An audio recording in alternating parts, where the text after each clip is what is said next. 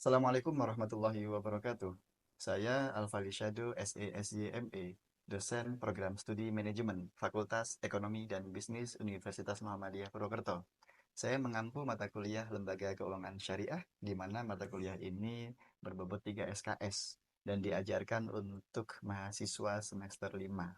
Mata kuliah ini merupakan mata kuliah yang mengajarkan tentang awal pendirian, sejarah awal pendirian Lembaga Keuangan Syariah di Indonesia, rentetan peristiwanya sampai kepada perkembangan di era kekinian. Terdapat 5 CPMK dalam mata kuliah ini, yaitu yang pertama, CPMK yang pertama adalah mahasiswa mampu memahami manajemen operasional dan bisnis di lembaga keuangan syariah. CPMK yang kedua, mahasiswa mampu memahami akad dan produk yang menjadi instrumen di bank syariah. CPMK yang ketiga, mahasiswa mampu memahami akad dan produk yang menjadi instrumen di lembaga keuangan syariah non-bank. CPMK yang keempat, mahasiswa mampu menguasai pengelolaan risiko di lembaga keuangan syariah. Dan kemudian CPMK yang kelima, mahasiswa mampu menguasai pengelolaan bisnis di lembaga keuangan syariah. Dari CPMK ini diturunkan lagi menjadi 11 sub CPMK yang kemudian terimplementasi ke dalam 16 pertemuan. Pertemuan pertama sampai pertemuan ketujuh diantaranya adalah sejarah dan perkembangan lembaga keuangan syariah di Indonesia, instrumen lembaga keuangan syariah, model bisnis dan operasi bank syariah, tabungan dan deposito syariah, pembiayaan dengan skema bagi hasil, pembiayaan dengan skema jual beli, dan pembiayaan dengan skema jasa. Kemudian setelah itu pertemuan ke-8, yaitu ujian tengah semester. Dilanjutkan 7 pertemuan setelahnya, yaitu pertemuan ke-9 sampai ke-15. Di antaranya, lembaga keuangan mikro syariah, asuransi syariah, sukuk atau obligasi syariah, finansial teknologi syariah, manajemen risiko lembaga keuangan syariah, strategi pemasaran lembaga keuangan syariah, dan kemudian pertemuan yang terakhir, yaitu tantangan dan peluang lembaga keuangan syariah di Indonesia. Dan ditutup pula dengan pertemuan yang ke-16, yaitu ujian akhir semester. Adapun untuk pembobotan penilaian mata kuliah lembaga keuangan syariah, yang pertama unjuk kerja 25%, tugas 15%, ujian tengah semester 30%, ujian akhir semester 30%. Dan berikut kami tayangkan video pembelajaran mata kuliah Lembaga Keuangan Syariah. Assalamualaikum warahmatullahi wabarakatuh. Waalaikumsalam warahmatullahi wabarakatuh. Sehat semuanya? Alhamdulillah. Semangat ya? Semangat. Oke, baik. Jumpa lagi dengan saya. Kali ini kita di mata kuliah yang sama dengan pekan sebelumnya, yaitu Lembaga Keuangan Syariah. Kita pekan ini akan membahas tentang strategi pemasaran lembaga keuangan syariah, materi yang sangat menarik. Tapi karena saya melihat kalian sangat semangat dan insya Allah sehat semuanya, maka kita pantas untuk bersyukur. Mari kita awali kelas kita dengan berdoa terlebih dahulu. Berdoa dipersilakan.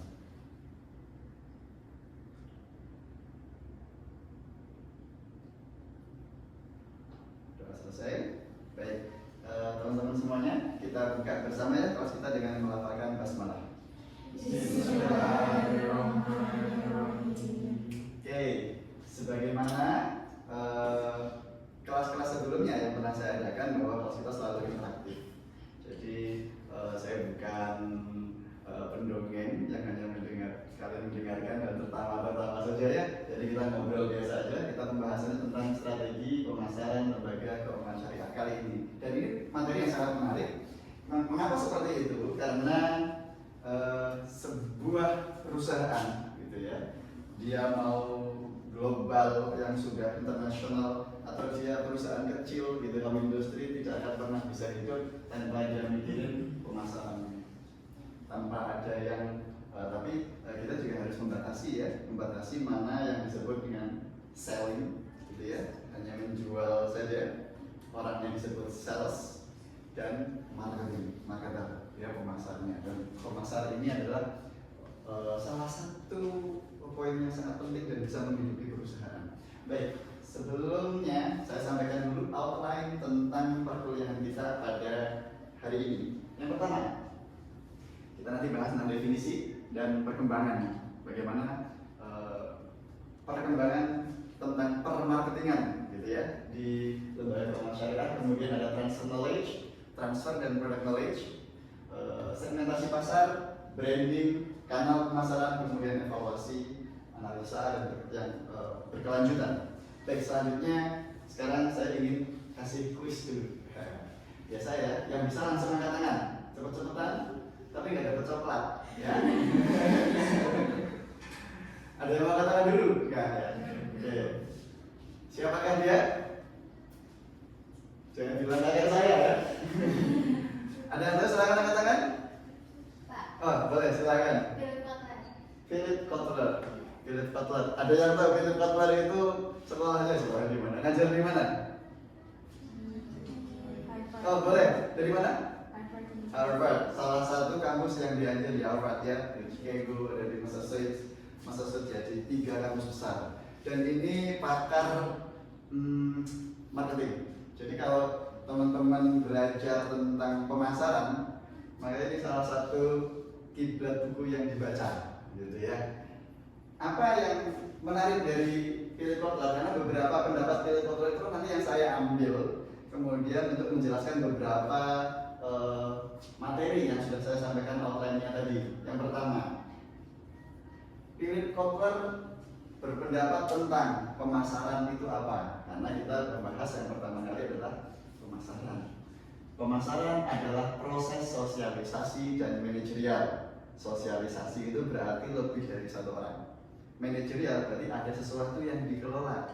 Jadi tidak asal yang penting melangkah atau melompat terjual. Bukan seperti itu. Ada pengelolaan yang baik, di mana individu dan kelompok mendapatkan apa yang mereka butuhkan dan inginkan. Tujuannya apa? Untuk agar interaksi sosialisasi itu pihak yang diajak ngobrol gitu ya, yang diajak interaksi itu mendapatkan apa yang mereka inginkan atau butuhkan. Kemudian dengan menciptakan, menawarkan dan mempertukarkan produk yang dimiliki yang bernilai bagi pelanggannya, sehingga nanti ada pertukarannya. Dan salah satu hal yang sangat menarik dari marketing adalah adanya perpindahan. Minimal sekali adalah perpindahan tentang product knowledge-nya, gitu ya. Sekarang pertanyaan kedua, siapa yang tahu product knowledge itu apa? Mbak, boleh. Menurut saya product knowledge itu tentang pengetahuan mengenai produknya itu seperti apa, kayak gitu sih Pak. Oke, kalau Anda sebagai marketer, remote ini kira-kira apa aja product knowledge-nya? Mungkin tentang kualitas sama kuantitasnya. Kualitas gitu ya. Bahannya terbuat dari apa? Ya kalau dibanding rusak apa tidak gitu ya kira-kira ya. Kalau dimakan enak atau tidak. Ini product knowledge. Dan itu yang perlu dimiliki oleh seorang pemasaran. Satu lagi, Peter Drucker yang menyampaikan tentang tujuan pemasaran untuk mengetahui dan memahami pelanggan. Ini keren sekali kalimatnya. Mengetahui dan memahami pelanggan dengan begitu baiknya. Agar apa? Agar produk kita itu bisa tersalurkan kepada sasarannya. Sehingga dari sini saya menggarisbawahi tentang pendapatnya Neil Raven, bahwa dia salah satu ahli di bidang penjualan dan manajemen penjualan, menyarankan bahwa bagi seorang marketer ketika dia ingin menyampaikan tentang product knowledge-nya, maka dia harus mendengarkan dengan baik. Dia harus punya keterampilan mendengarkan. Ya kayak teman-teman semua ini sedang mendengarkan terus gitu ya. Calon marketer handal mendengarkan. Kenapa mendengarkan? Karena kita akan sampai kepada pembahasan selanjutnya, yaitu di bagaimana cara mentransfer product knowledge. Bagaimana cara mentransfer product knowledge? Yang pertama, menjelaskan dengan jelas. Jelasin dulu apanya, produknya Pak. Udah, jangan jelasin produknya, jelasin oh sekarang suasananya hujan ya dan macam-macam. Misalkan ada orang datang bajunya kotor, dia kedinginan, Anda punya jaket dan Anda tidak begitu kedinginan, kira-kira kalau ditawarkan jaketnya dipinjami dulu, boleh nggak? Boleh. Itu salah satu hal untuk bisa masuk pada tahapan tadi, sosialisasi yang disebut dengan koper, interaksi awal yang dilakukan. Jadi bukan seperti selamat siang Bapak, kami dari perusahaan X, kami menawarkan ini enak loh Pak, kalau dimakan Anda bisa terbang. Nggak ada begitu. Ada orang akan terkejut kemudian langsung membeli? Enggak, no. Itu namanya hard selling ya. Hard selling. Dalam lembaga keuangan syariah, maka coba deh kalau misalkan teman-teman pernah nggak sih ada marketing dari bank syariah atau dari lembaga keuangan syariah yang lainnya, misalkan ketemu sama Anda kemudian langsung menawarkan, ibu nabung dong di tempat saya, closing dong, pernah yang begitu? Kalau pernah ya, kalau saya dibegituin kalau maaf saya sibuk gitu ya. bahkan begini, saya pernah 2 hari yang lalu, sekitar 2 hari yang lalu dapat telepon, Bapak saya ini ya Pak, dari perusahaan ini kami tidak menawarkan ini. Ya alhamdulillah, saya sedang ngajar. Saya bilang maaf saya sedang sibuk, saya sedang ngajar. Kenapa? Hard selling itu nggak asik. Nah teman-teman, bagi yang nanti belajar tentang bagaimana transfer knowledge, yang pertama menjelaskan dengan jelas, posisinya harus jelas, sedang seperti apa kondisinya, right engagement. Nah tadi itu, kalau dia sedang butuh jaket, pinjamin jaket. Kalau dia misalkan punya anak kecil yang sedang main-main, tanya anaknya berapa, sekolahnya di mana. Produk Anda di kapan tuh ngomongnya, produk Anda kapan ngomongnya? Nanti dulu, kubur jauh-jauh dulu. Yang paling penting, you dapat engagement, you dapat ikatan dulu. Dia senang kalau Anda ngobrol sama dia. Dia senang dan nyaman kalau Anda di situ. Karena apa? Yang pertama, Anda siap mendengarkan. Tanya, dipancing, gitu ya. Sebelum Anda menawarkan deposito, sebelum Anda menawarkan tabungan, gitu ya. Kalau ini di bidang lembaga syariah, maka pancing dulu pertanyaan. Masya Allah, putranya keren sekali, larinya lincah ya. Oh, cerdas, sekolah di mana? Cerita tuh dia tuh, cerita. Wah, anak saya Masya Allah, alhamdulillah sekolahnya di sini. Dia kemarin ranking 1. Oh, temennya begini kan? Dengerin aja. Oh iya, Masya Allah. Tapi jangan cuma dengerin amat, enggak, gitu ya.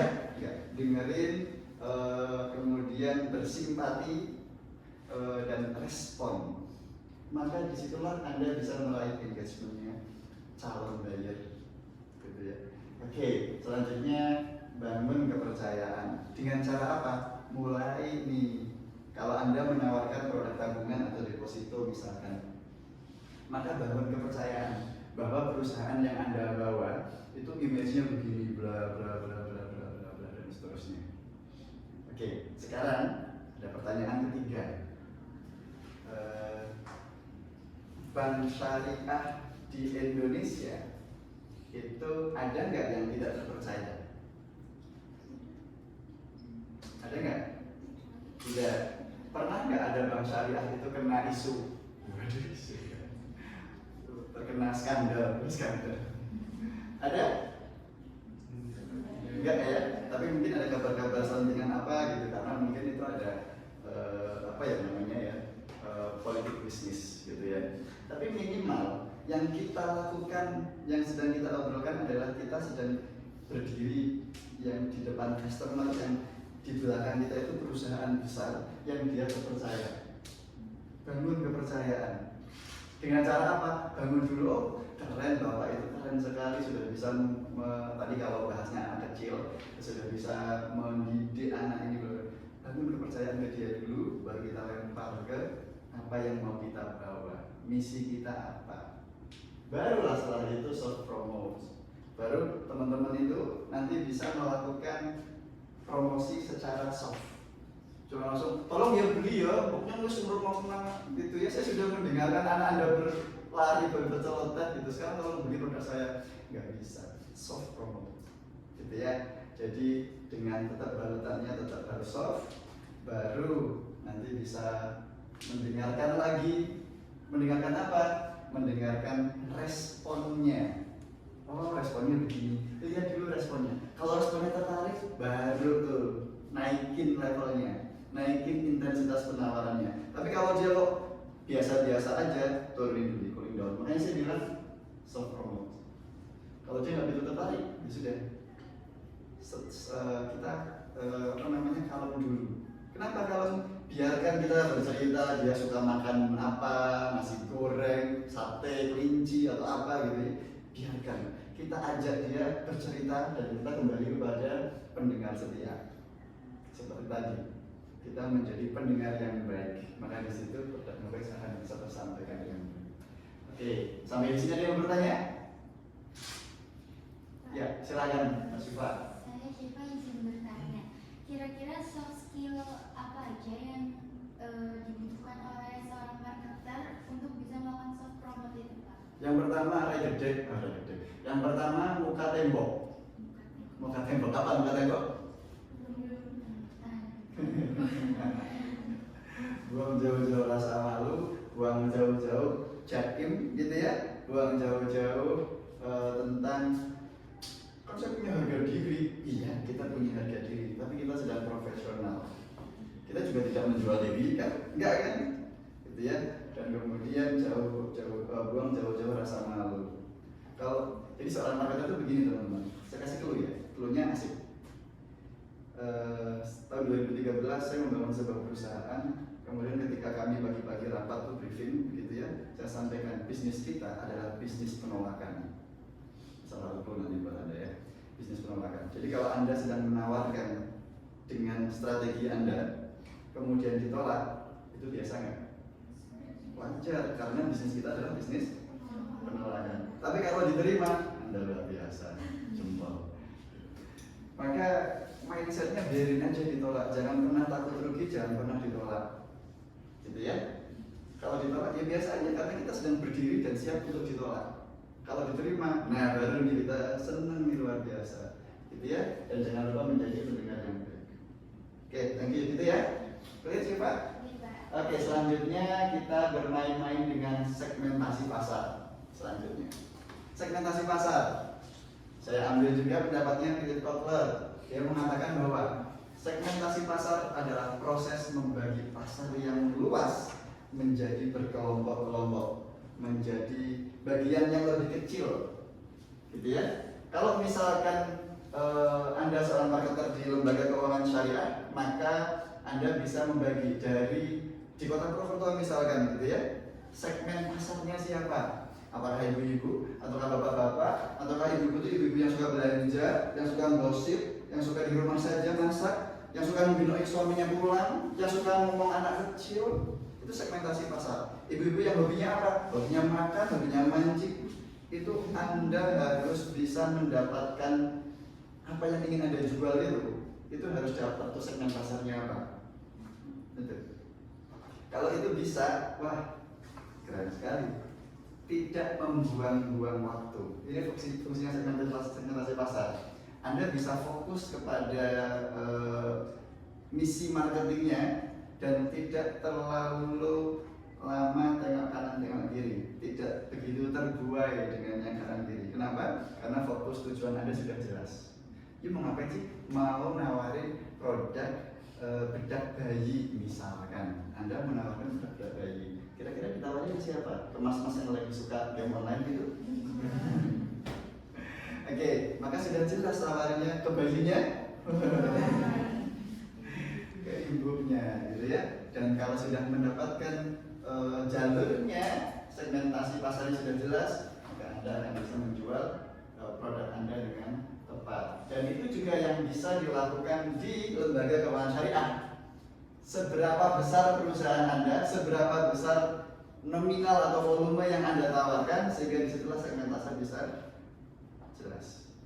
Selanjutnya branding. Silakan, saya mau bertanya Mas, branding apa Mas? Branding itu suatu ciri khas dari kayak produk kita, itu mempunyai merek seperti ini gitu. Oke, ciri khas merek Mbak. Menurut saya branding itu ya suatu kita bisa menghasilkan suatu ciri khas gitu Pak. Bagaimana produk kita itu bisa dilirik atau menjadi pembeda dari produk-produk yang lain. Oke, Mbak kasih contohnya. Dari branding. Iya. Misal kita punya produk baru yang mempunyai ciri khas yang berbeda dari yang lain. Contohnya produk apa? Semisal produk kosmetik. Apa namanya? Saya pertanyaannya lebih spesifik. Namanya apa? Kosmetiknya apa? Azarin. Azarin. Azarin ini, Azarina, Azarin. Azarin. Ada yang tahu kosmetik Azarin?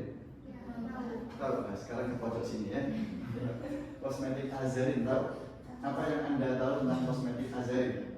kosmetik Azari itu untuk harganya itu lebih affordable buat kita para mahasiswa. Jadi kalau misal dibutuhkan untuk sehari-hari itu branding itu lebih nangkep ke mahasiswa. Kira-kira segmentasinya adalah mahasiswa, itu Azarin. Brandnya kosmetik yang dia affordable, gitu ya. Nah, sekarang kalau kita kembalikan kepada lembaga keuangan syariah, bank syariah itu ada apa aja sih? BSI, apa lagi? Bank Jateng Syariah. Kalau di Jateng loh ya, kita di Jateng. Kalau di Jateng Bank Jabar Syariah, gitu ya. Terus Bank Muamalah, apa lagi? Ayo pikir. BMT. Oke, thank you. Itu lembaga keuangan mikro syariah. Betul.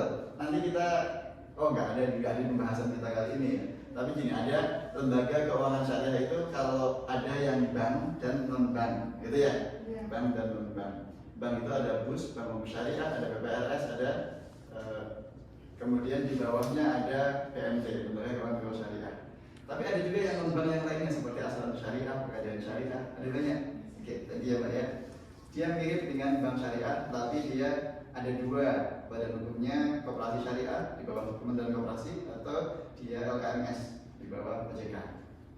Oke, baik. Sekarang kita branding. Saya di sini saya tuliskan marketing 1.0, marketing 2.0 sampai ke 6.0. Ada yang tahu nggak? 1, 2, 3, 4, 5 sampai 6. Ada yang tahu? Belum. Oke, saya lompat ke marketing 6.0 ya. Dan marketing 1.0 dari 1 sampai ke 6 dulu. 1 dulu. 1.0 itu marketing yang dia lebih kepada physically. Maksudnya bagaimana? Salah satu fisik yang bisa kita cermati adalah harga. Dia masih sering menjumpai, beli dong di punya Pro, kita kasih diskon loh. Orang baru buka langsung kasih diskon, kasih promo macam-macam. Perang harga, you know? Itu adalah orang-orang yang sedang berjuang di marketing 1.0, masih di level jadul, gitu ya. Nah kalau level sekarang 6.0 sudah berubah lagi, sudah memanfaatkan teknologi, artificial intelligence dan seterusnya. Engagementnya lebih keren lagi. Jadi engagement sosialnya dipadukan dengan digital dan lembaga keuangan syariah itu bisa melawan itu. Bapak bisa kok tanpa harus ini Pak, kalau mau ngambil uang butuh uang nggak usah bawa kartu, nggak apa-apa kok. Sekarang udah bisa belum? Bisa. Pakai apa? Handphonenya. Nanti masuk ke handphonenya, dia tinggal ke ATM ngambil uang kan gitu ya. Tetap harus ke ATM dong, masa di kamarnya keluar uang sendiri kan? Atau tinggal berangan-angan, Bapak tinggal berangan-angan saja nanti keluar uang dari bawah kaki Bapak gitu. Nah itu saya nggak tahu itu marketing 10.0 nanti mungkin begitu ya. Saya nggak paham. Tapi begitulah, sekarang kanal pemasaran teman-teman ada dua hal tadi yang saya sebutkan. Semakin berkembangnya sekarang di 6.0 gitu ya, maka pemasaran digital menjadi kanal pemasaran yang diutamakan, gitu ya. Kemudian ada dua jaringan cabang. Ini yang lama. Kalau kepengen besar banknya, pengen besar lembaga keuangan syariahnya, maka ya pengen banyak marketnya, gitu ya. Ya maka harus punya cabang di mana-mana. Ini sudah mulai agak kita tinggalkan. Karena apa? Karena kita sudah bisa menjangkau semua jaringan dengan digital. Dan teman-teman bisa membayangkan itu, gitu ya. Kira-kira saya mau nanya, kalau kalian sebagai seorang marketer di bank, kira-kira melalui media digital apa yang Anda gunakan, Mas? Menurut aku kalau sebagai tadi bank ya Pak, digital yang digunakan mungkin Ini untuk apa coba? Nawarin produk. Untuk menawarkan produk. Mungkin bisa dari WhatsApp gitu kan. Kadang ada orang yang datang ke bank nanti dari kasihnya minta nomor WhatsApp untuk Oke. dari datang lagi. WhatsApp langsung closing ya, Masya Allah, keren sekali. WhatsApp itu komunikasi pemasaran langsung closing, itu WhatsApp. Lo mau nggak sih? Mau. Ya udah, itu karakternya WhatsApp. Karakter yang lebih besar dari WhatsApp, Instagram, TikTok, Facebook. Yang lebih besar dan samudra lagi, website. Nah ini tinggal mainin di situ tuh nanti tuh ya. Oke, baik. Terakhir tentang evaluasi dan perkembangan berkelanjutan. Ada dua hal di sini yang ingin saya sampaikan. Pertama, analisa kinerja. Yang kedua, inovasi produk. Analisa itu dimaksudkan adalah ketika teman-teman sebagai seorang marketer di lembaga keuangan syariah, maka analisa sudah melakukan apa saja. Bulan ini apa aja, strateginya apa, sudah melakukan apa saja, gitu ya. Kemudian dievaluasi, cek. Kemudian dilihat evaluasi secara berkala terhadap strategi pemasaran yang diterapkan untuk mengukur efektivitasnya. Apakah strategi yang ini sudah efektif atau belum? Lo ternyata bulan ini malah lebih turun daripada bulan sebelumnya. Padahal bulan ini lebih besar effortnya, bulan ini lebih besar anggaran marketingnya, gitu ya. Tapi tidak sebesar omsetnya. Maka perlu dievaluasi.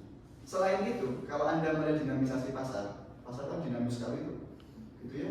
Maka yang kedua, inovasi produk. Oke ya, jadi jangan terlalu terpaku dengan produk kita tuh harus begini, yaudah begini terus. Maka silahkan berinovasi. Loh Pak, kan produknya sudah ditetapkan oleh lembaga keuangan ya Pak. Anda bisa mendapatkan fenomena di lapangan, sampaikan kepada atasannya. Pak, kami menjumpai begini loh Pak. Mungkin nggak Pak kalau kita ada produk, kita kerjasama dengan misalkan SD, kita dengan TK, dengan apa gitu misalkan ya.